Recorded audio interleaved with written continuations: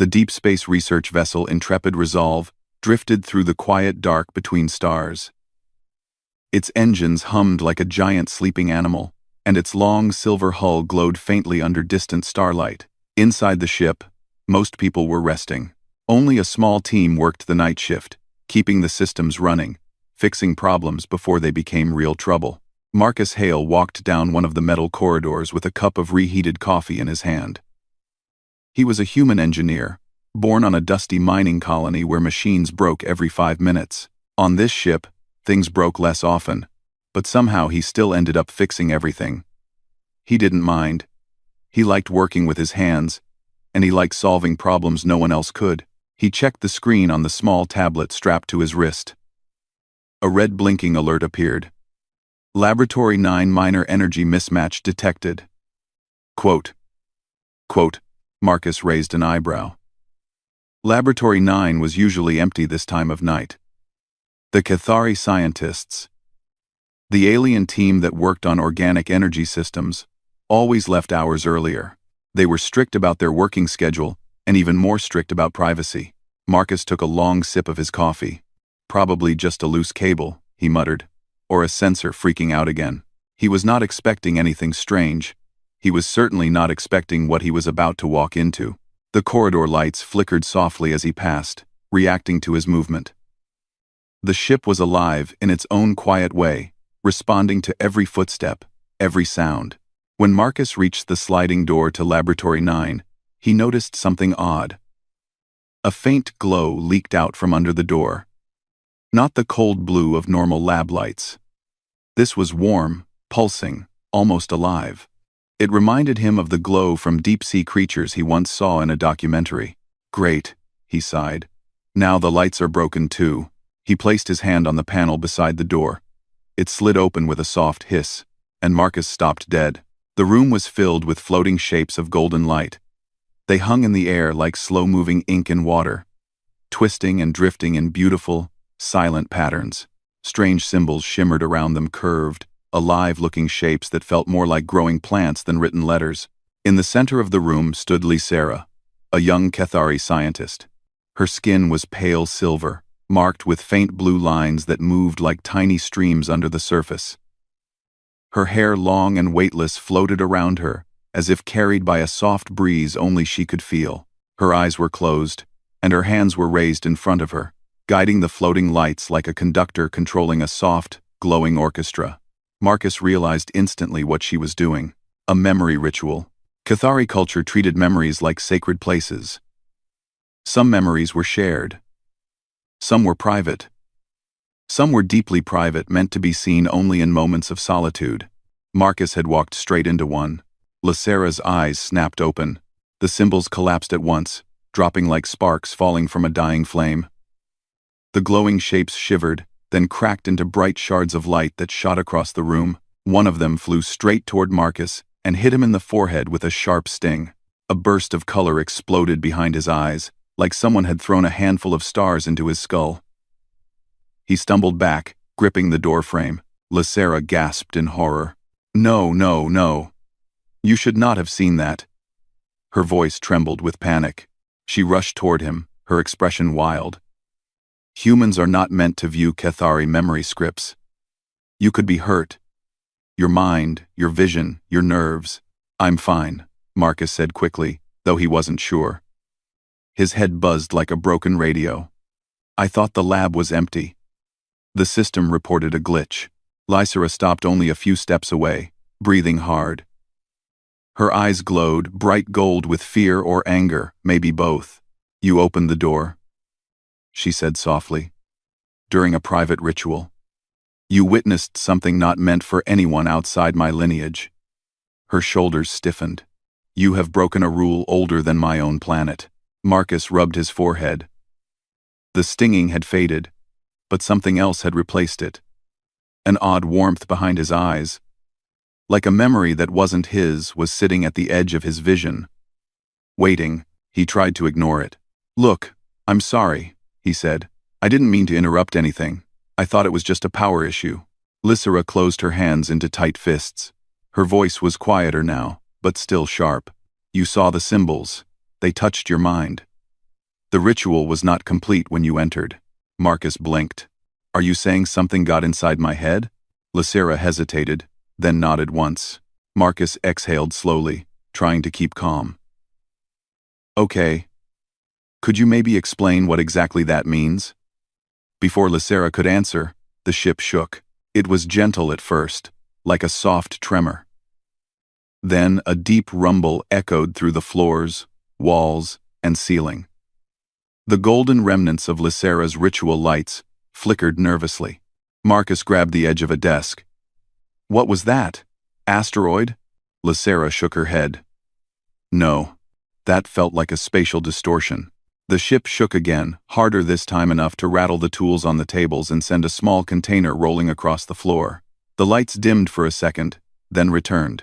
Marcus slapped his hand against his wrist tablet. Bridge, this is Hale in Lab 9. What's going on? A tense voice replied. Engineer Hale, get to a secure station. Long-range scanners picked up unknown activity. Could be a hostile fleet. Lysera's eyes widened. They found us? Marcus looked at her sharply. Who? Lysera didn't answer. Instead, she moved toward one of the floating consoles and tapped her fingers rapidly across the controls. A long-distance display flickered on the wall, dark space dotted with stars, and then a cluster of sharp, blade-like ships appeared. Marcus felt a chill. That's no trade convoy. Lysera's voice shook. They are hunters, and if they are here, then they must have traced the ritual's signal. Marcus stared at her. You're saying your private memory ritual sent out a signal those ships could track? No, she whispered.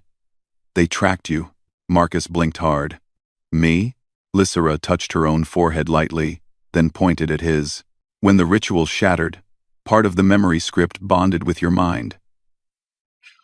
That memory was locked, hidden, secret.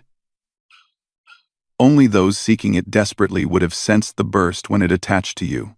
Marcus opened his mouth, closed it, and then opened it again. You're telling me that because I walked in on you? Some alien war fleet locked onto my brain? Lysera looked away, ashamed. Yes, Marcus groaned.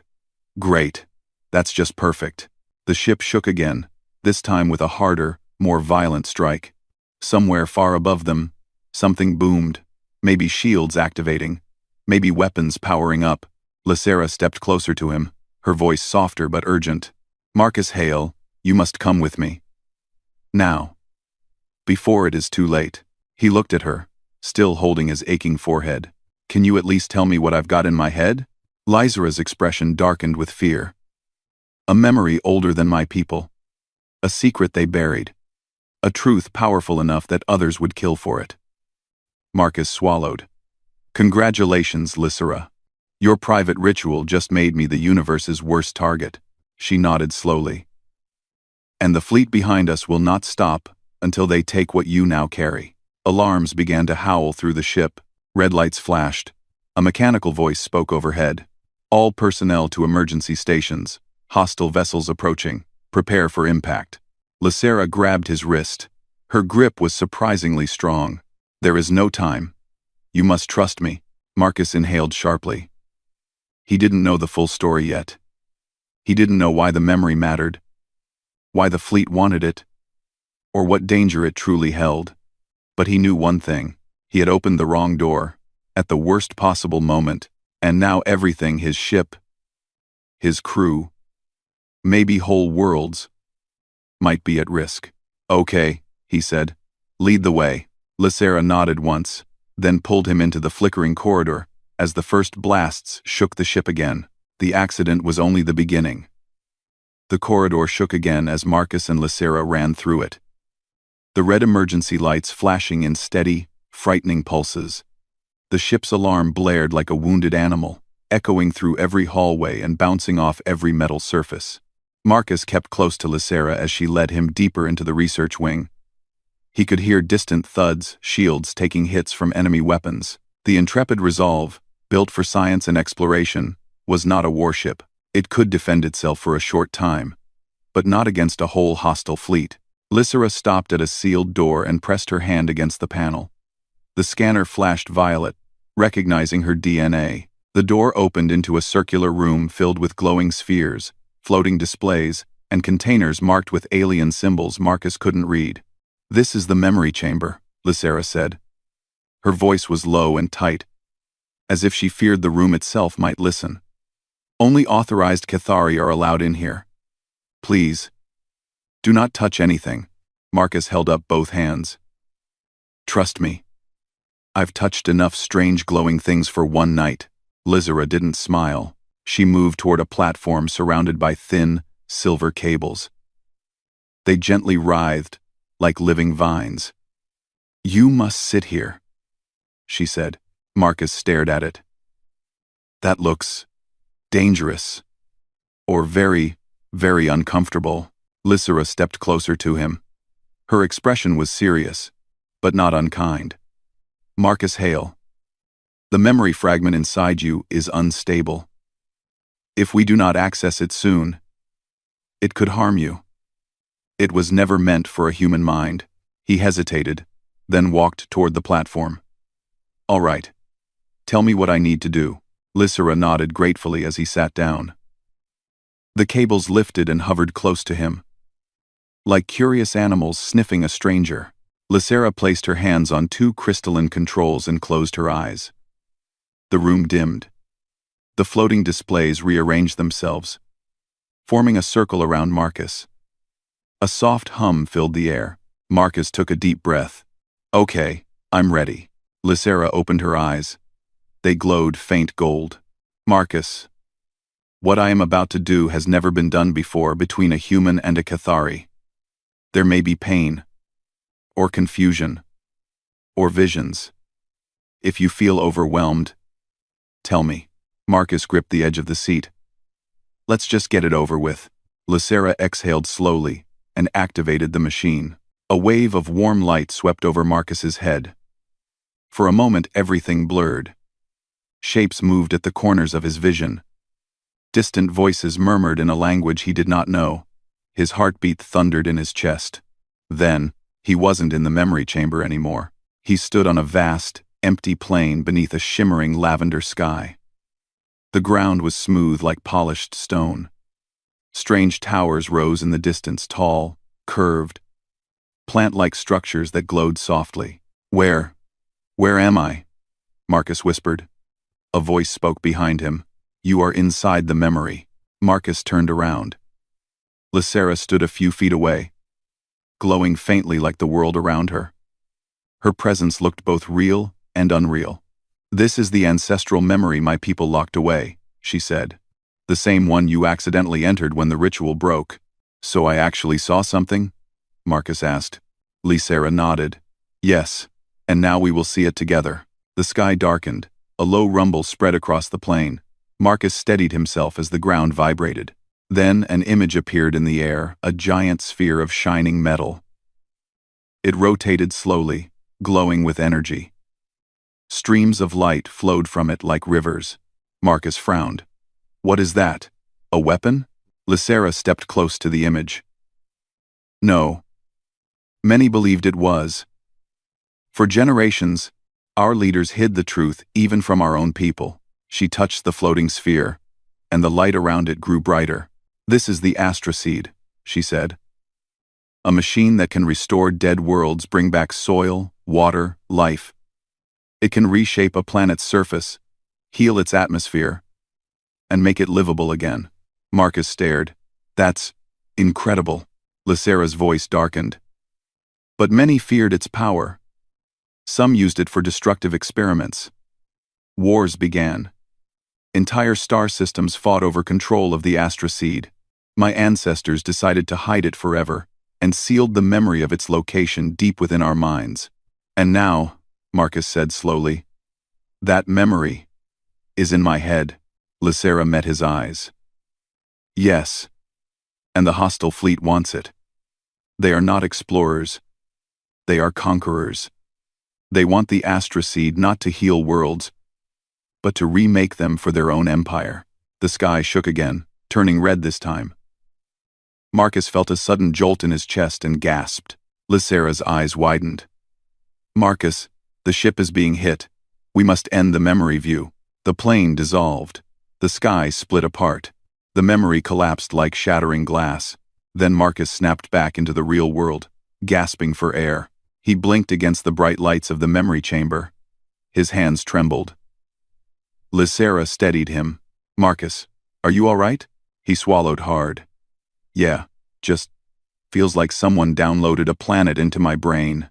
Lysera looked at him with concern. "You handled it better than I expected. Humans are strange, resilient. Your minds adapt quickly." Marcus rubbed his face. "So they're tracking me because I know the seed's location?"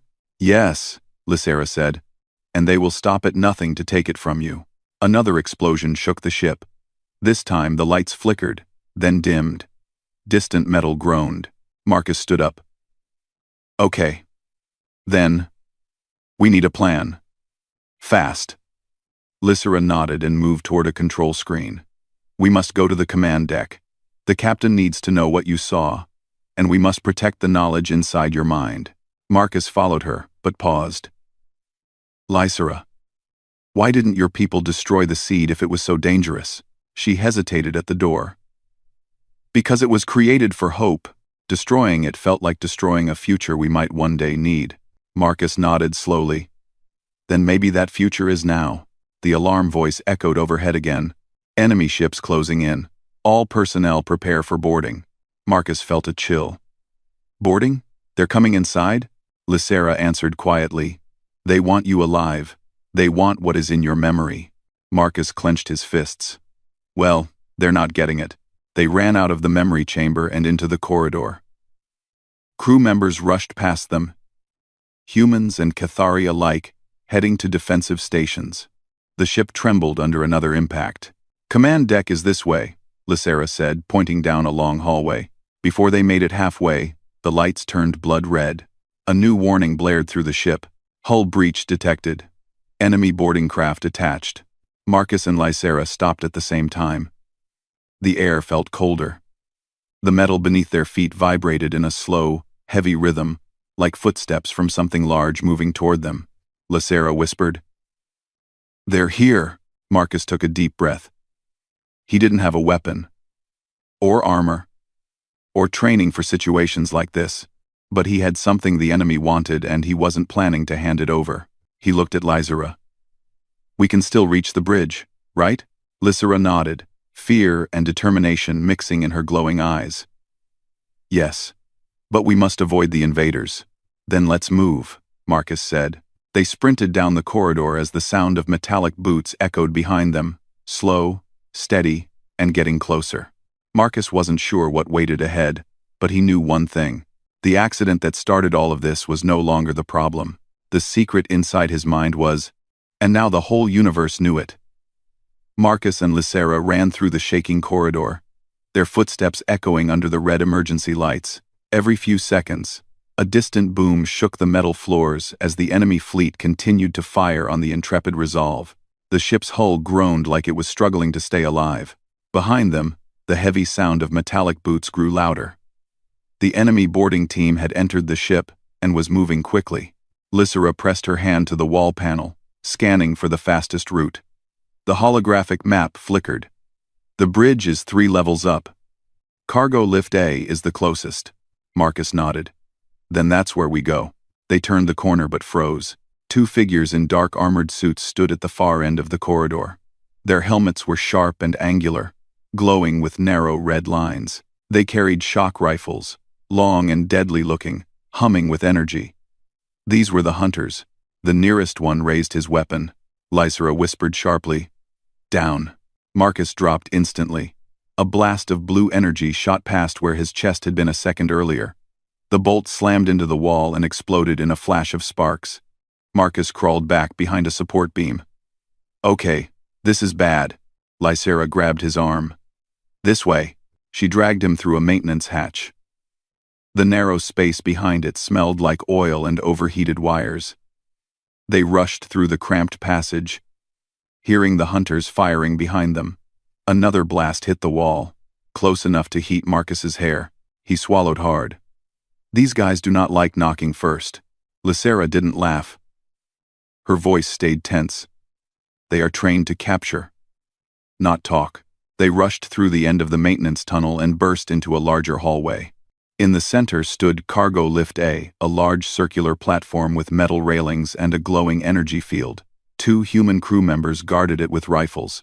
One of them, Officer Juno, turned toward them. "Lysera, Hale, get on now." Marcus and Lysera ran onto the lift.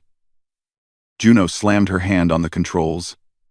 The lift shot upward, climbing through the ship's center like a rising elevator. Marcus rested his hands on the railing, catching his breath. "Thank you. We were almost cooked." Juno narrowed her eyes. "What's going on? Why are the hunters after you?"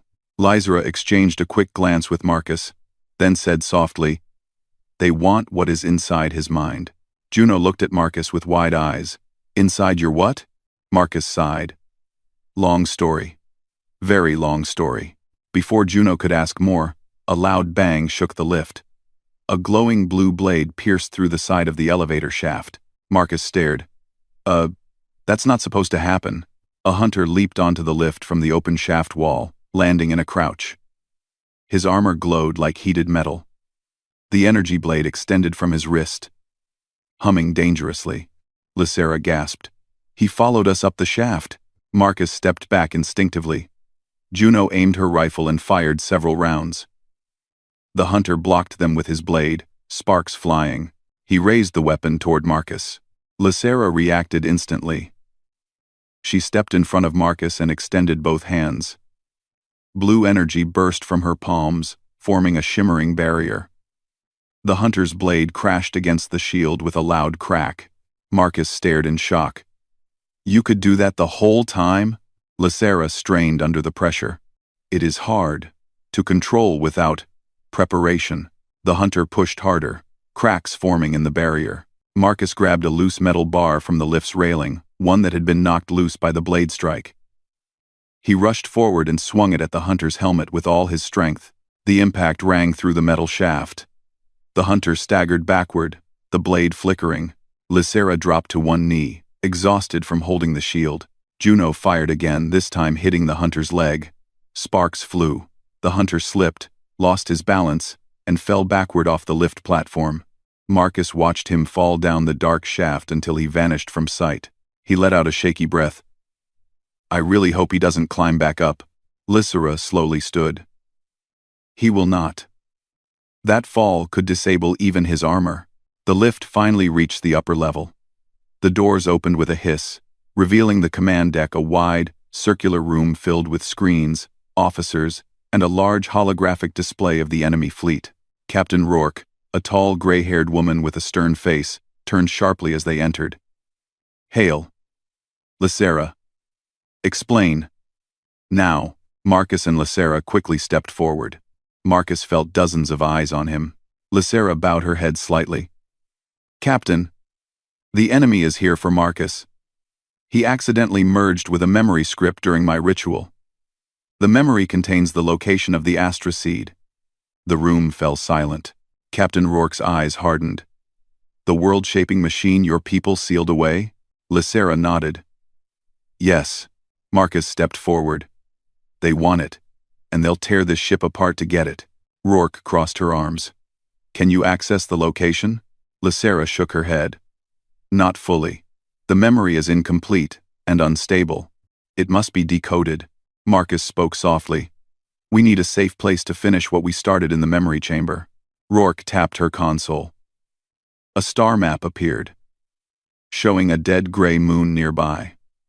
"We can hide behind this moon and buy you time." Lysera stared at the moon. "A dead world. No atmosphere. No life." Marcus squinted at the hollow surface.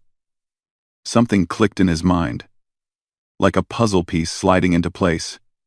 "Wait, what if we don't hide?" Rourke raised an eyebrow. "What are you suggesting, Hale?" Marcus pointed at the moon. "We use the Astra seed." Lysera's eyes widened. "Marcus, we do not have the seed. We only know its location." Marcus shook his head. "No, listen. The map inside me, it showed more than a location. I saw activation patterns, energy flows, control sequences." Lysera stared at him. "You Memorize that? Marcus shrugged. Hey. Humans are good at grabbing the important parts of things we don't understand. Rourke stepped forward. Explain your idea. Marcus pointed at the hologram. That moon is empty, right? So what if we use the seed's activation patterns to reshape it into something else? Lysera frowned. Reshape it? How? Marcus smiled, an idea forming. Wild and risky. Very human. Turn it into a trap. A gravity trap. Make it pull the enemy ships inward. Hard. Not enough to kill them. Just enough to stop them from chasing us. The command deck fell silent again. Juno whispered, That's insane. Rourke stared at Marcus for a long moment. Then she said, Insane ideas have saved human lives before. Lysera looked conflicted. Marcus, using the seed without the seed is impossible. Marcus shook his head. No. Not impossible. Just difficult. Which means we humans can do it. Rourke turned to her officers. Prepare a course toward the dead moon. Put all power to shields and engines. The crew rushed to obey. Lysera stepped close to Marcus. If we do this, Marcus, the memory inside you may fully awaken. You may feel pain, confusion, or worse. Marcus looked at her calmly. Then stay with me and help me through it. Lysera held his gaze, then nodded. I will. The ship turned sharply, engines roaring. The holographic map shifted as they approached the gray moon. Enemy ships followed, firing continually. Rourke shouted, Impact shields to maximum. Prepare the seed pattern relay. Marcus took a deep breath. Lysera. Let's do this. She touched his forehead, activating the memory link again. The world blurred. The command deck disappeared.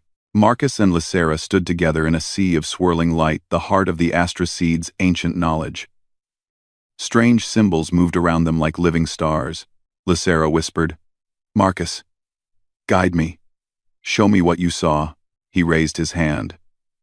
The symbols responded. Patterns connected. Energy streams aligned. Together, human and Cathari formed a unity that no one had attempted before. Outside, the ship approached the moon. Inside, Marcus and Lysera activated something never meant to be touched by human hands. The moon began to move, and the enemy fleet had no idea what was coming.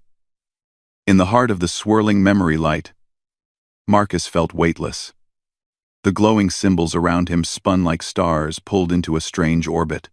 Lysera stood beside him, her silver hair floating like she was underwater. Her eyes glowed with the same golden warmth as the memory space. It's responding to you, Lysera said softly. The Astra Seed's patterns recognize you now. Marcus swallowed. Yeah, that's cool and terrifying at the same time. Outside this memory world on the real command deck, the intrepid Resolve was flying at full speed toward the dead gray moon. The enemy fleet followed like a pack of hungry predators, but inside Marcus's mind, the two of them worked together. Lysera pointed at a cluster of shifting lights. These patterns, they are the seed's power sequences. I only ever saw a few of them before. But with you, Marcus nodded. They're clearer now. He reached out his hand. A line of glowing streams bent toward him like metal pulled by a magnet. They connected, forming a shape, an energy circuit. Lysera gasped softly. That is the moon reshaping command. Marcus blinked. Seriously? That easy? Lysera shook her head. No. It should be impossible. The seed only answers those who carry ancestral blood. But somehow... Marcus laughed nervously. Well, maybe it thinks I'm stubborn enough to qualify. Lysera touched the circuit, examining it. This will reshape the moon. But not like the original seed would. Without the seed's physical core, the energy must come from somewhere. Marcus frowned. Where? Lysera looked up at him. From you and me? Before he could respond, the memory space rippled like water struck by a stone. A distant echo reached them, a loud rumbling. The real world was calling them back. Lysera's face tightened. The ship. We're arriving. The memory light shattered like glass. In an instant, Marcus and Lysera snapped back into their bodies on the command deck. Captain Rourke stood over them. "We're here." The holographic map showed the dead moon filling the screen, a barren, cracked surface with no atmosphere, no life. Just a cold, gray stone, drifting silently in space.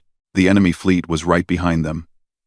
Their ships moved fast, sharp, and deadly, glowing with weapon energy. Rourke pointed at the moon. "Hail, Lysera. Whatever you're going to do it now." Marcus stumbled slightly as he stood. Lysera steadied him. The memory link had drained both of them, but there was no time to rest. Lysera placed her hand on the console. "We must link the seed pattern to the ship's energy grid." Rourke raised an eyebrow. "Can that even be done?" Marcus exhaled. "It has to be, or we're dead." Lysera nodded. "Captain, channel all auxiliary power to the relay array. Then fire it into the moon." Rourke didn't hesitate. "Do it." Officers rushed across the deck, flipping switches, typing commands. Energy meters climbed dangerously high. The ship trembled.